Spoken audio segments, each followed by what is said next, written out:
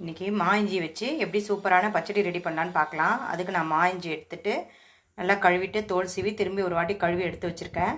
இதை பொடி பொடியாக நறுக்கிக்கலாம். இப்போ இதை மிக்சியில் சேர்த்து கொஞ்சம் கொரப்பாக அரைச்சி எடுத்துக்கலாம். நல்லெண்ணெய் தான் நல்லாயிருக்கும். நல்லெண்ணெய் சேர்த்துருக்கேன். கடுகு உளுத்தம்பருப்பு சேர்த்துக்கலாம். பெருங்காயம் சேர்த்துக்கலாம். வெறுமிளகாய் தூள் 2 ஸ்பூன் சேர்த்துக்கிறேன். அரைச்சி வச்ச மா இஞ்சி சேர்த்துக்கலாம். இதில் புளி தண்ணி சேர்த்துக்கலாம். நான் 1/2 கிலோ மா இஞ்சிக்கு லெமன் சைஸ் புளி கரைச்சி சேர்த்துருக்கேன். கொஞ்சமாக மஞ்சத்தூள் சேர்த்துக்கலாம். இதில் கல்லுப்பு சேர்த்துக்கலாம்.